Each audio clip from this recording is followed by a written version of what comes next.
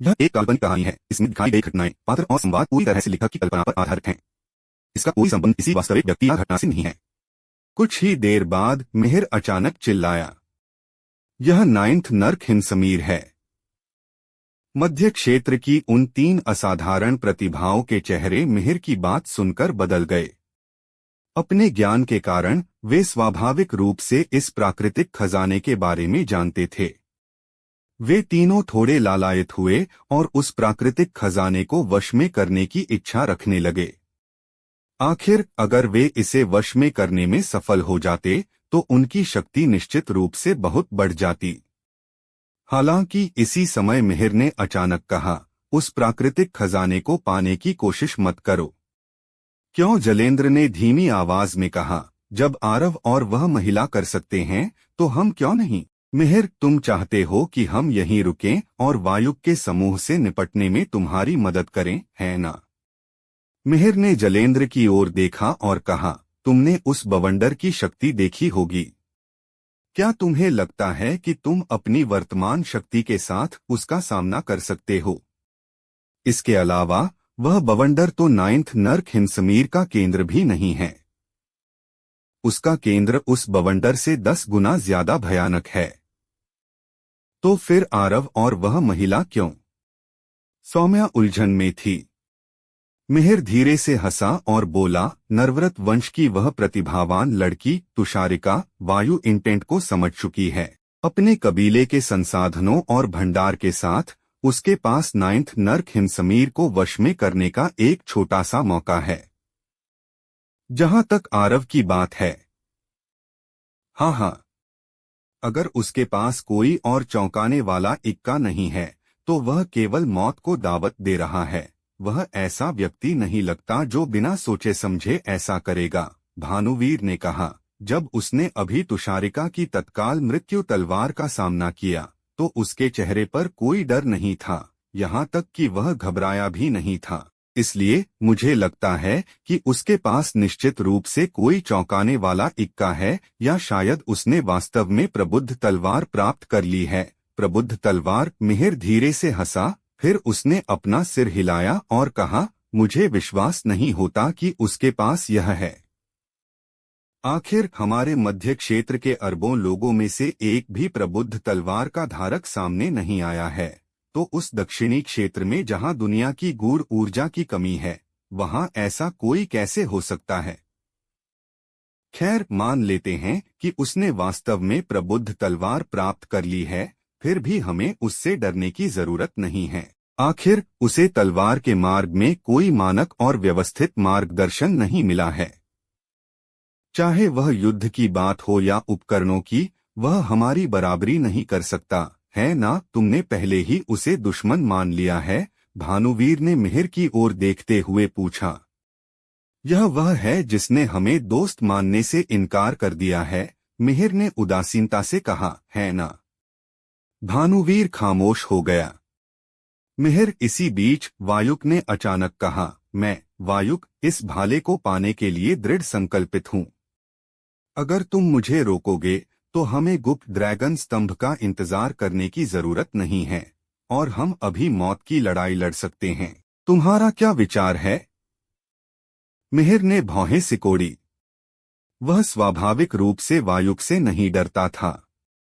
हालांकि अभी वायुक के साथ मौत की लड़ाई लड़ना बहुत ही नासमझी होगी, क्योंकि भले ही उसने मध्य क्षेत्र की 3 प्रतिभाओं के साथ गठबंधन किया था, लेकिन अगर उन्हें वायुक और दूसरों के साथ मौत की लड़ाई लड़नी पड़ी तो वे शायद तुरंत उसका साथ छोड़ देंगे।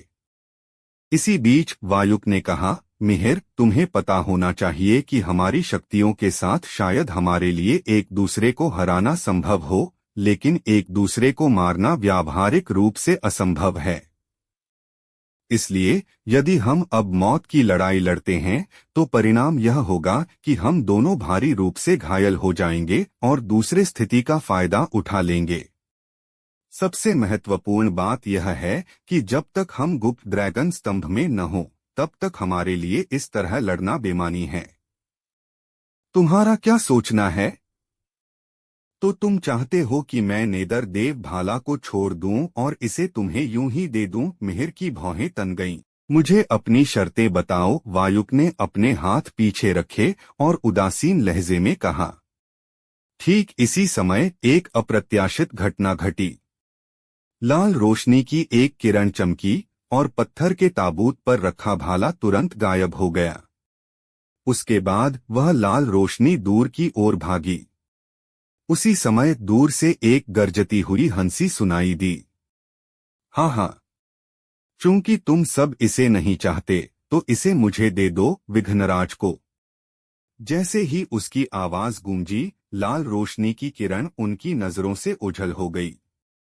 तुम मौत को बुला रहे हो? वायुक गुस्से में चिल्लाया और फिर उसका शरीर एक काली किरण में बदल गया जो उस लाल रोशनी की ओर तेजी से बढ़ी। कालेंद्र और अश्वत ने थोड़ी देर संकोच किया और फिर वे भी वायुक के पीछे चल दिए। यह वही साथी है, विघ्नराज, भानुवीर ने धीमी आवाज में कहा और उसकी आंखों में एक ठंडी चमक आ गई। जलेंद्र और सौम्या के चेहरे भी ठंडे पड़ गए थे। विघ्नराज को वे सभी जानते थे। वह धर्मी भी था और दुष्ट भी, और वह पूरी तरह से अपनी इच्छा के अनुसार काम करता था। बेशक सबसे महत्वपूर्ण बात उसकी ताकत थी।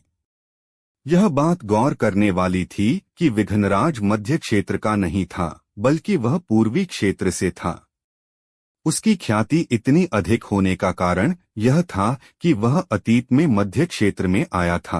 हाथ में भाला लेकर मध्य क्षेत्र में प्रवेश करने के बाद उसने मध्य क्षेत्र के विभिन्न प्रसिद्ध संप्रदायों के शिष्यों को चुनौती दी थी, और उसने व्यावहारिक रूप से उन सभी संप्रदायों को चुनौती दी थी जिनकी कोई प्रतिष्ठा थी। परिणाम स्वाभाविक रूप से यह हुआ कि उन संप्रदायों के शिष्यों की जमकर पिटाई हुई। अंत में विघ्नराज ने उन 9th रैंक संप्रदायों को निशाना बनाया जिनसे मध्य क्षेत्र की ये 3 प्रतिभाएं संबंधित थीं। दुर्भाग्य से वे उस समय संयुक्त रूप से एक आत्मोन्नति स्तर के विशेषज्ञ का पीछा कर रहे थे, इसलिए वे अपने संप्रदायों में नहीं थे। इससे विघ्नराज विजयी होकर लौट सका और इसके कारण उन 3 9th रैंक संप्रदायों को अपनी नाक कटवानी पड़ी। अब यह सुनकर कि वह विघ्नराज था, उनके चेहरे स्वाभाविक रूप से अप्रसन्न हो गए। मैं उस साथी की क्षमता का परीक्षण करने जा रहा हूं जिसे विघ्नराज कहा जाता है। भानुवीर ने ये शब्द कहे और वायुक के समूह के पीछे चल दिया। जलेंद्र और सौम्या ने भी उसका पीछा करने में संकोच नहीं किया। उनकी आकृतियों को देखते हुए मिहिर धीरे से मुस्कुराया और बोला, अर्ध तलवार सम्राट, अर्ध कृपाण सम्राट, अर्ध विघ्नराज, अर्ध युद्धदेव, अर्ध दैत्यराज, अर्ध नेदर किंग, और मैं अर्धमर्त्य सम्राट जो इस महाद्वीप पर राज करने के लिए बना हूँ। इस पीढ़ी में इतनी सारी असाधारण प्रतिभाएं सामने आई हैं। हाँ हाँ, हे विधाता, इसका क्या अर्थ है? जमीन के नीचे उतरने के बाद आरव को महसूस हुआ कि ठंडी हवाएं और भी अधिक चुभने वाली हो गई हैं। हर रात की कहानी, हर दिन का धमाका, सिर्फ स्टोरी हंगामा पर। तो अभी सब्सक्राइब करें और बेल आइकन दबाएं, क्योंकि अगली कहानी आप मिस ना कर पाए। यहाँ तक कि 5वें स्तर की तलवार इंटेंट भी उस ठंडी हवा का सामना करने में थोड़ी असमर्थ थी, इसलिए उसके पास प्रतिरोध करने के लिए 6वें स्तर की तलवार इंटेंट का उपयोग करने के अलावा कोई विकल्प नहीं था। जहां तक उस नन्हे साथी की बात थी, उसने बड़ी चतुराई से अपने सूक्ष्म भंवर में शरण ले ली जब बैंगनी रोशनी ठंड को नहीं रोक पाई। ठीक इसी समय आरव अचानक रुक गया और फिर वह दिव्या को देखने के लिए मुड़ा जो अचानक उसके पीछे आ गई थी। उसने चकित होकर कहा, तुम यहाँ क्या कर रही हो?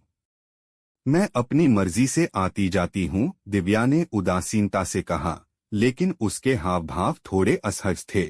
आरव दंग रह गया और फिर उसके दिल में गर्मजोशी की एक लहर दौड़ गई।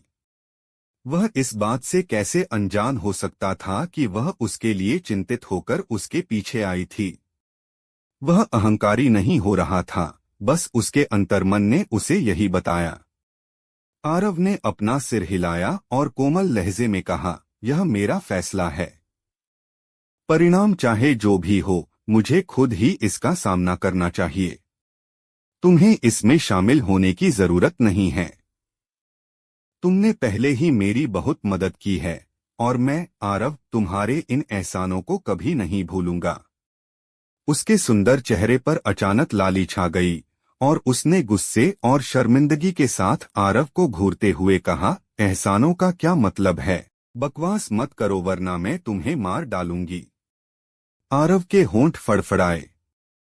हे भगवान, मैंने क्या गलत कह दिया? मेरा मतलब तो सिर्फ दयालुता और दोस्ती की भावनाओं से था। इसे क्या हो गया है? दिव्या ने चुपचाप अपना सिर झुका लिया और उसका हाथ अपनी कृपाण की मूठ को कसकर पकड़े हुए था। दिव्या की बातों ने आरव को निरुत्तर कर दिया था और उनके बीच का माहौल एक बार फिर थोड़ा असहज हो गया। थोड़ी देर बाद आरव शर्मिंदगी से मुस्कुराया और बोला, मिस दिव्या, आपने नाइन्थ नर्क हिमसमीर की शक्ति देखी है। मुझे वास्तव में इससे निपटने की अपनी क्षमता पर बिल्कुल भी भरोसा नहीं है, इसलिए मेरा पीछा न करें।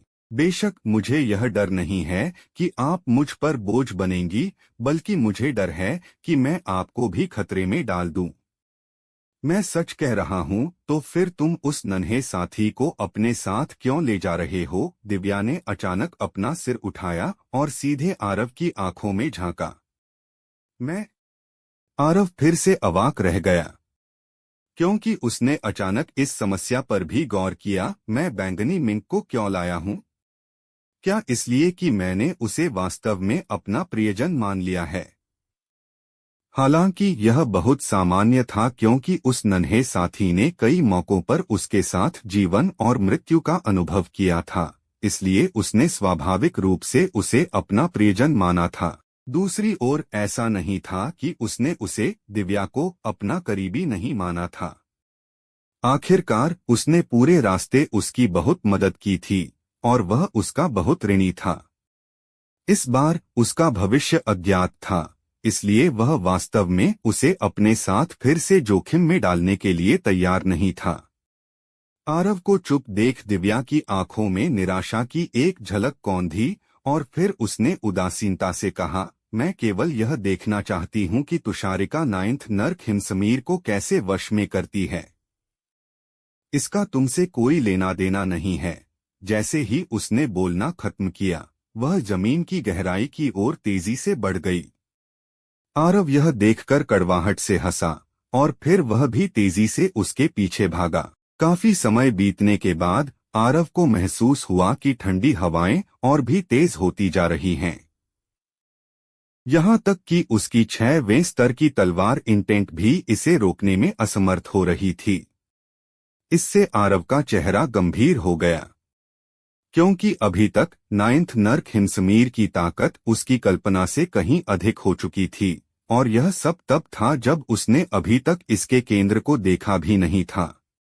उसका केंद्र कितना भयानक होगा? आरव इसके बारे में सोचने से भी थोड़ा डर रहा था।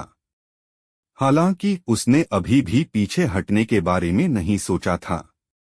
आखिरकार उसने नाइन्थ नर्क हिमसमीर की एक झलक देख ली थी, इसलिए अगर उसने कड़ी मेहनत करके कोशिश नहीं की तो उसके दिल में असंतोष घर कर जाएगा, और ऐसी चीज उसके तलवार के मार्ग के लिए बहुत बुरी थी। आरव ने अपना सिर हिलाया और तेजी से आगे बढ़ा। लगभग 4 घंटे बीतने के बाद आरव अचानक रुक गया, क्योंकि दिव्या उसके सामने रुक गई थी। वह उसके पास गया और पूछा, क्या हुआ? दिव्या ने अपना सिर हिलाया और उसका चेहरा काफी गंभीर था।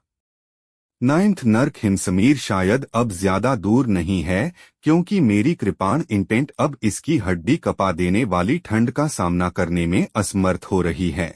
जब उसने यहाँ तक कहा तो वह आरव को देखने के लिए मुड़ी और बोली, क्या तुम सच में आगे बढ़ना चाहते हो?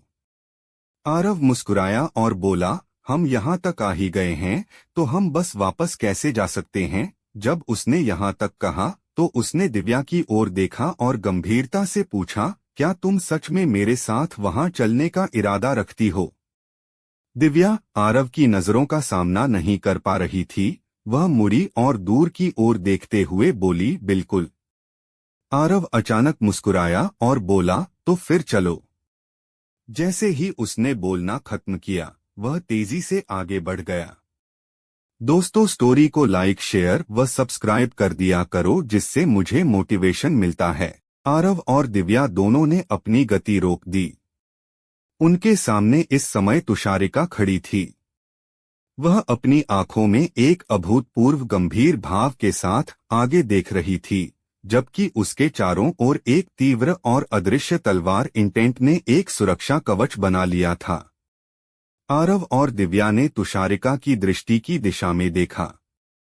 उनके सामने दृष्टि क्षेत्र में एक विशाल काला विस्तार फैला हुआ था और वहां से लगातार ठंडी हवाएं रिस रही थीं। वे ठंडी हवाएं इतनी शक्तिशाली थीं कि वे उनके शरीर और आत्मा में प्रवेश कर रही थीं, भले ही वे तीनों अपनी पूरी शक्ति से इसका विरोध कर रहे थे। सौभाग्य से उनके शरीर और आत्मा पर हमला तो हो रहा था, लेकिन यह घातक नहीं था। उस घने अंधेरे के बीच एक विशाल बवंडर की आकृति धुंधली सी दिखाई दे रही थी। वह इतनी तेज गति से घूम रहा था जो आंखों से ओझल थी, और उसके घूमने से आसपास का स्थान लगातार नष्ट हो रहा था। हाँ, वह काला विस्तार वास्तव में अंतरिक्ष की दरारें थीं जो 9th नर्क हिमसमीर के प्रहार से खुल गई थीं, जैसा कि एक प्राकृतिक खजाने से उम्मीद थी। भले ही यह अभी अपनी प्रारंभिक अवस्था में है, लेकिन इसमें पहले से ही थोड़ा प्राकृतिक बल समाहित है, तुषारिका हल्के स्वर में बोली, और फिर वह आरव और दिव्या की ओर मुड़ी और कहा, लगता है कि तुम दोनों का लक्ष्य भी 9th नर्क हिमसमीर ही है। हाँ, दिव्या, अज्ञानी निडर होते हैं, लेकिन क्या तुम भी अज्ञानी हो? दिव्या का गोरा हाथ थोड़ा सा हिला और तुषारिका के सामने तुरंत एक ठंडी रोशनी की किरण दिखाई दी। तुषारिका हल्के से मुस्कुराई और अपनी उंगली से इशारा किया, जिससे हरे रंग की तलवार ऊर्जा तुरंत तेजी से आगे बढ़ी।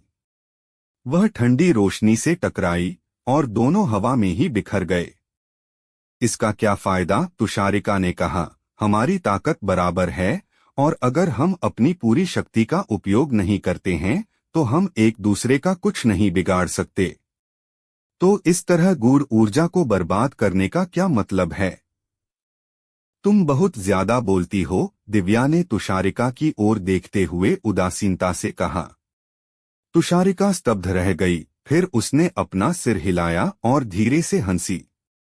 उसके बाद उसने आरव की ओर देखा और कहा, भविष्य के तलवार सम्राट, क्या तुम जानते हो कि तुम इस उपाधि के कितने अयोग्य हो? क्या तुम्हें लगता है कि तुम योग्य हो? आरव ने मुस्कुराते हुए कहा। बिल्कुल, तुषारिका ने सिर हिलाया और कहा, मेरे यानी तुषारिका के अलावा इस महाद्वीप पर कोई और इस उपाधि के योग्य हो सकता है? उसके लहजे से ऐसा लग रहा था जैसे यह कोई सामान्य बात हो और उसमें रत्ती भर भी बनावटीपन नहीं था। आरव ने यह सुनकर कोई उपहास या अवमानना नहीं दिखाई, बल्कि उसका चेहरा और भी गंभीर हो गया। उसका आत्मविश्वास उसे थोड़ा डरा रहा था। तलवार मार्ग व्यक्ति की मानसिक स्थिति पर बहुत अधिक निर्भर करता है।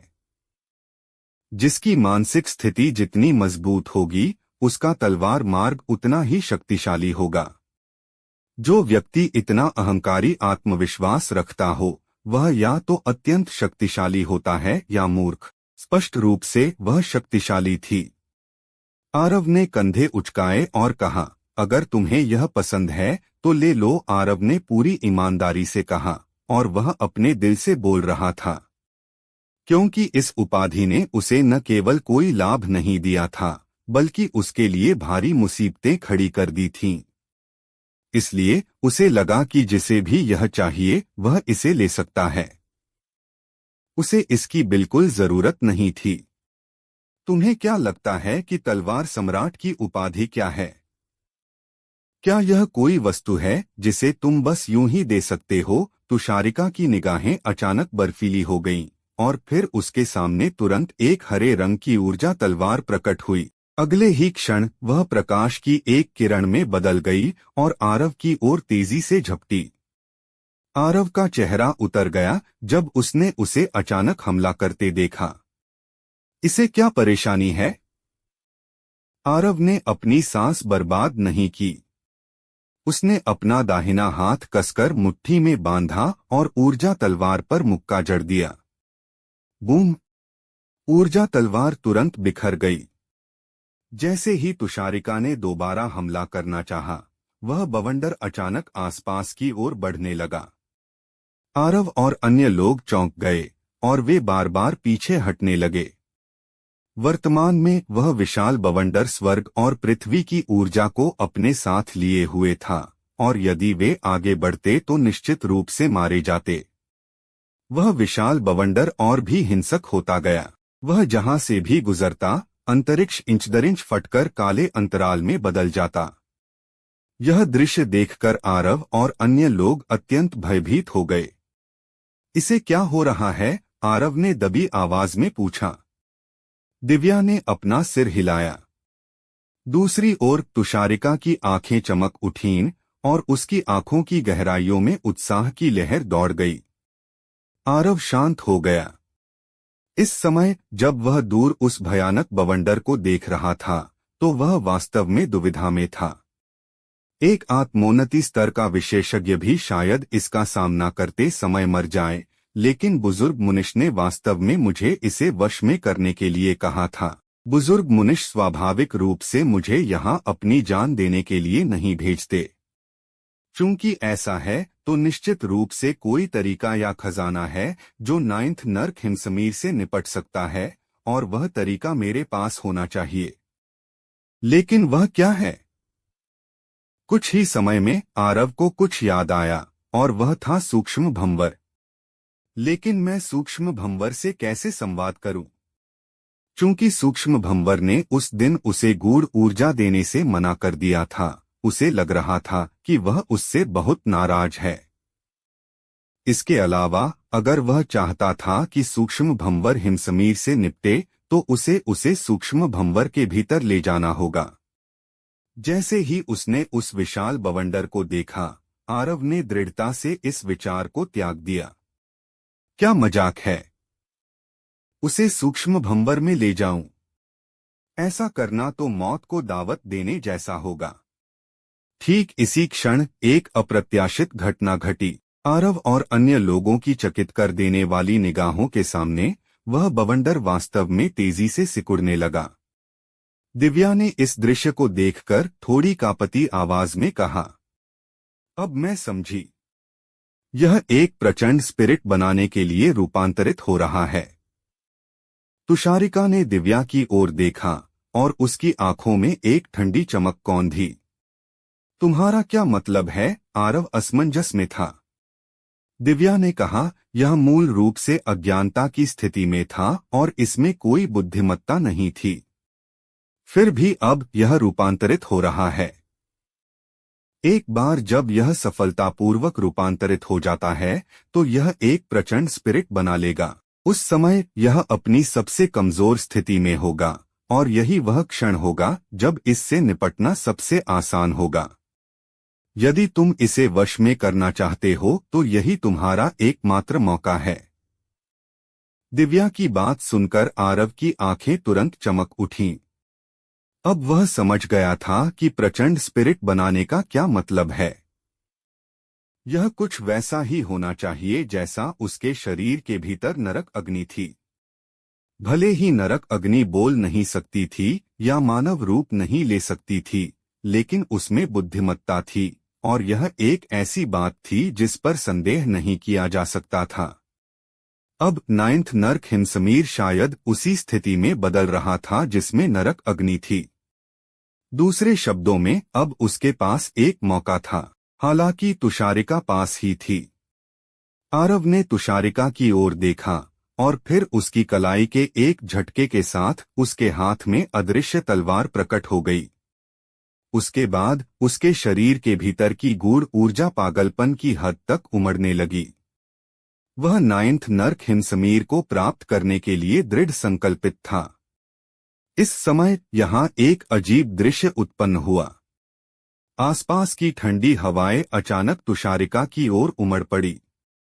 हालांकि उन्होंने उस पर हमला नहीं किया और उसके चारों ओर एक भौतिक बवंडर बना लिया। दूसरी ओर तुषारिका का शरीर पारदर्शी होने लगा, जैसे कि वह ठंडी हवा के साथ एक हो रही हो। Wind intent. दिव्या ने यह दृश्य देखकर अपनी कृपाण की मूठ पर अपनी पकड़ मजबूत कर ली और दबी आवाज में कहा, वाइंड इंटेंट एक अत्यंत रहस्यमय इंटेंट है, क्योंकि जब तक हवा वाली जगह है तब तक उस हवा का उपयोग उसके द्वारा किया जा सकता है। वह वास्तव में यहाँ की ठंडी हवा को नियंत्रित करने में सक्षम है।